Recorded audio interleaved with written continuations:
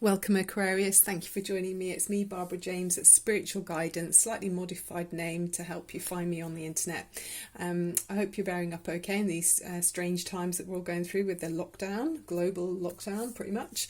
At the end of the reading I'm going to work on our root chakra with the wishing bowl. It helps for sense of well-being and everything.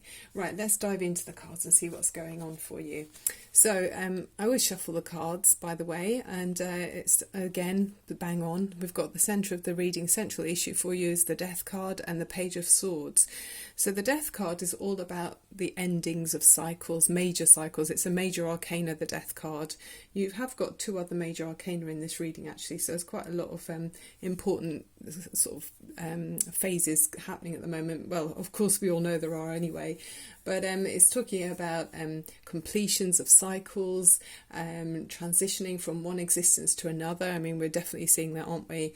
And there's a new awareness we're all sensing globally. It's also associated, the Death card, with the god of time, Cronus, or Chronos, which is associated with Saturn. And you know, Saturn slows things down, and it can be quite limiting and restricting energy as well. So some ancient person, a very wise person, said about time as well, saying that the greatest waste of time is when we dwell on the past, worry about the future, and then we're not actually living in the present at all. So it's like not living at all.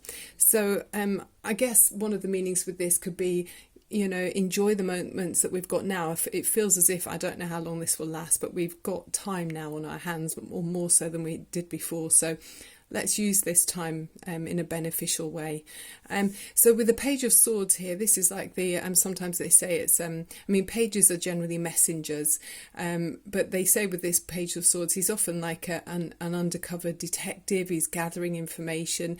Sometimes it can feel like you're battling, or like imagine him wielding that sword through those clouds. You can't actually get to the matter of it, you know, it's like an invisible force. So with the Page of Swords and the Death card, it feels like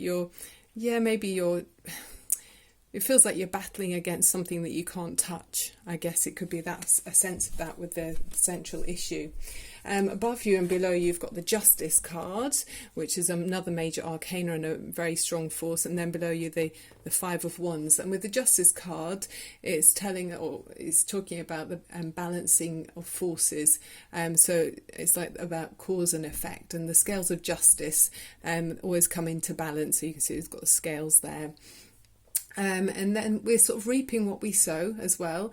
And if we are held accountable for the motives. So it's sort of saying that it's not always our actions that we're held accountable for. It can be the motives behind them. So, you know, if we act with the best intention all the time, then we'll reap those, you know, rewards of our actions. So sometimes the sword here as well can be talking about cutting away things that no longer serve us as well. So that can be like a quite a defining action as well. They talk about the earthly justice administered by man, and his laws might be quite different from those given out by the higher powers. So in effect, if we behave in the best intention, we can enjoy the good fortune, and if it's vice versa, then we learn to start afresh, and it's the end of one thing and the start of another. So there's a lot about endings of cycles here and starting afresh and new beginnings as well. So it's like the never-ending cycle of life, isn't it? Things don't end, they just transform. Yeah. And then with the Five of Wands here, that can be talking about people rolling up their sleeves, and so many people sort of putting their ideas in, and having healthy competition or conflicts even. So it can be a bit like bickering, or people are not really listening to each other as well. Sometimes if this is to do with a romantic question, it can be saying that you're enduring a difficulty at the moment, but your love relationship can cope with this. You're strong enough to endure this kind of conflicting time. So that's quite a nice feeling as well with that. So behind you and in front of you, you've got the King of Pentacles, who's very solid energy, Aquarius. So he'll appeal to your Saturn masculine side of you. I mean, you're ruled by Saturn and by Uranus. So Saturn is quite limiting energy, like we mentioned earlier with the death card, but also Uranus is the opposite, it's much more expansive. So I do tend to find Aquarius, you do have sort of a two sides to you. I know it's more typical for Gemini, but Aquarius has that. But the King of Pentacles is saying you've had the energy behind you, or you've got the energy around you that's very solid and very practical, so leaning towards that Saturn energy, and it's very earthy. So Taurus, Virgo or Capricorn might be a strong kind of characteristic around you, or you've behaved in a way that's making sure you have all of your material needs met, very practical, and probably, save some coins there as well, so that's quite nice as well, so you have financial security. And then going forward, you've got this Eight of Swords, which is saying in the coming weeks you might be feeling anxious. It's a sense of not knowing which is the way forward and how are things going to unfold. So with the Eight of Swords, I mean, it is a good number, the number 8. It can talk about transformation and solidity as well. So with it being in the normal letter or the number 8, you can see it's got 2 circles on top of each other, and there's a kind of balance with that. So there's a kind of coming to an understanding with this, and you can take off this bondage and this mask over her eyes and just look at things in a different way, and if things feel like they're overwhelming you and you feel kind of you're at your worst moments, if you like, it's the great news is with this you are at the lowest point, so then the only way is up. So it just feels to me like maybe things have felt overwhelming and you're just thinking, I don't know how I can cope with this, but you've got a good solid foundation behind you, and then you're able to rise up from the bottom and just take away each obstacle at a time. These are up in your head thoughts, by the way, so mentally try not to be overwhelmed by everything that's going on. I know that's easier said than done,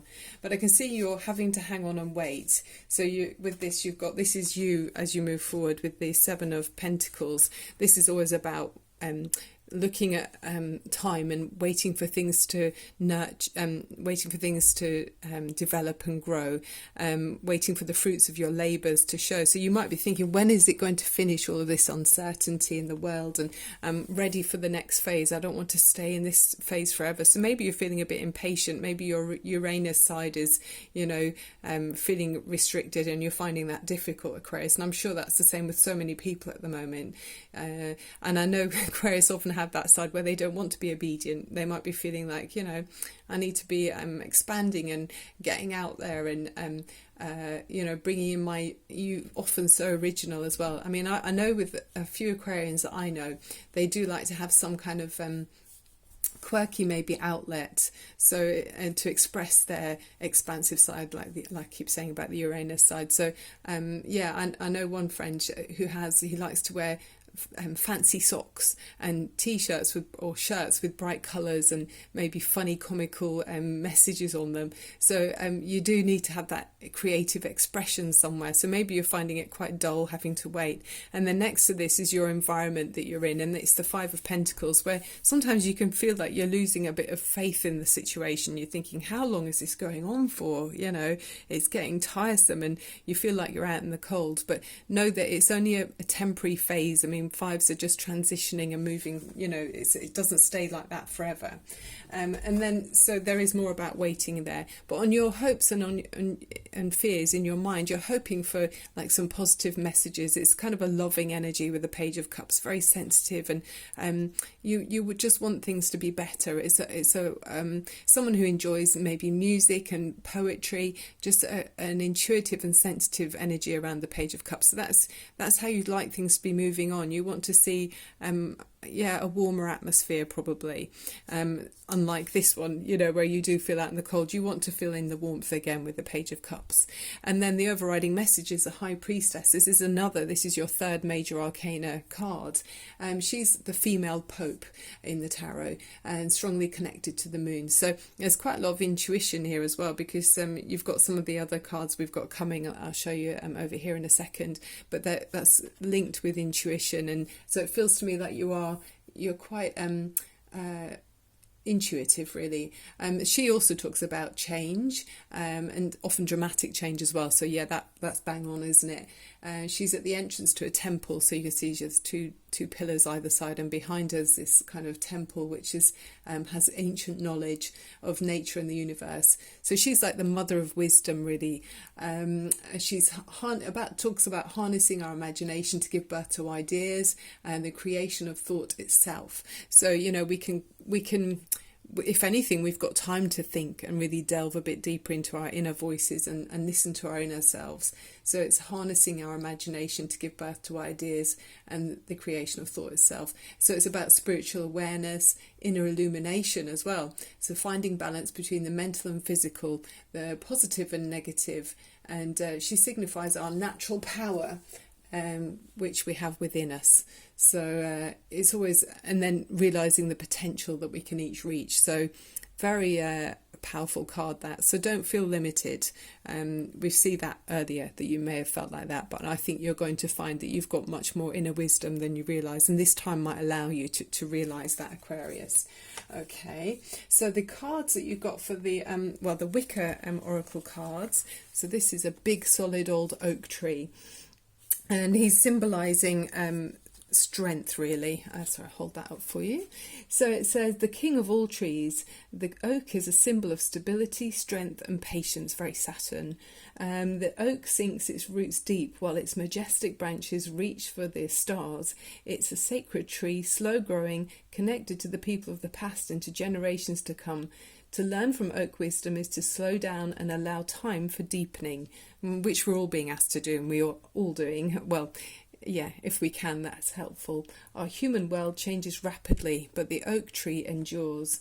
So it's sort of saying, give more attention to truly important things in your life and let the trivial concerns drop away. Do not worry or stress over small matters. So, no dwelling in the past or worrying about the future, but live in the now, yeah?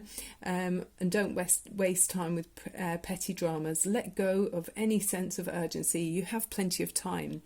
So the key words are patience, endurance and strength. Affirmation, I draw my strength from the earth. And a great thing to do in this time as well is if you take the time to walk on with bare feet on the ground, so on the grass, on the soil or on the sand if you're lucky to be by a beach, that can really help you to feel grounded and earthed as well.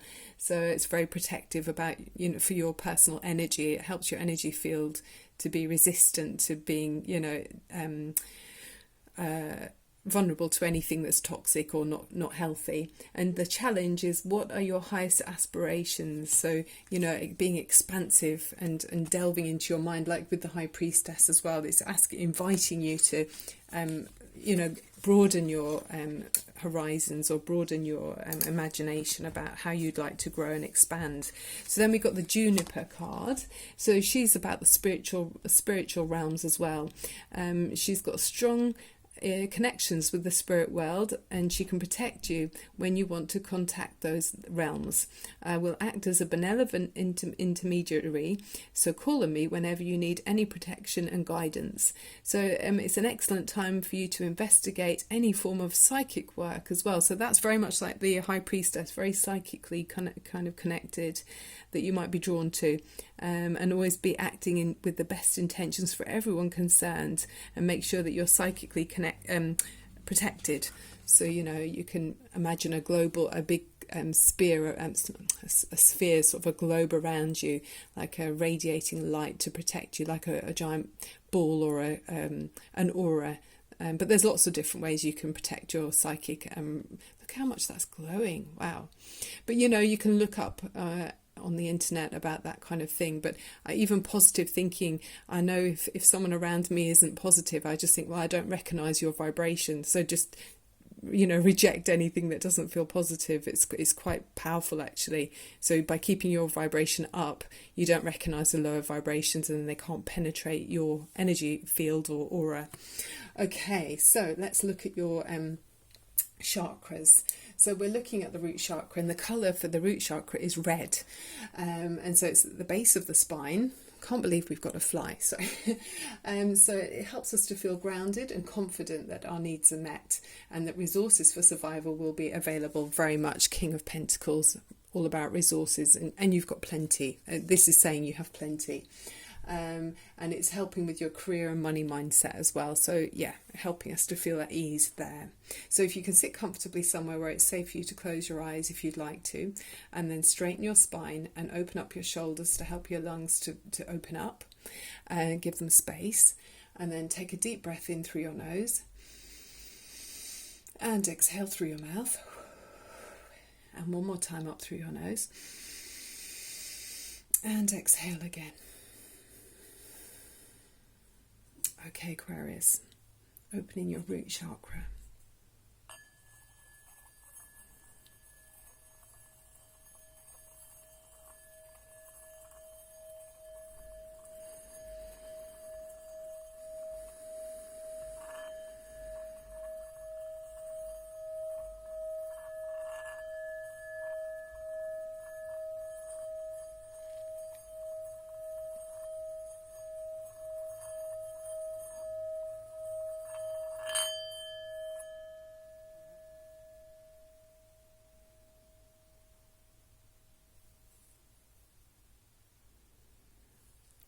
Gorgeous. Oh, that was so lovely. Okay, Aquarius, that's your root chakra opened, and the energy comes straight down. I can feel it coming straight through the top of my head, through my crown, right through my body, and it just levels out my energies. It's amazing.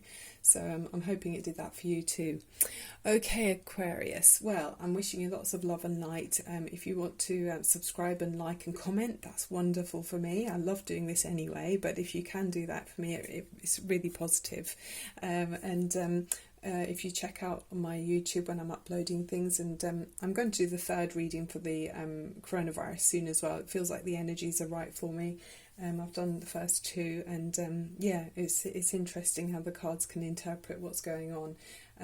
Yeah, and if you'd like a personal reading, I'm available to do that too. So check out the information box.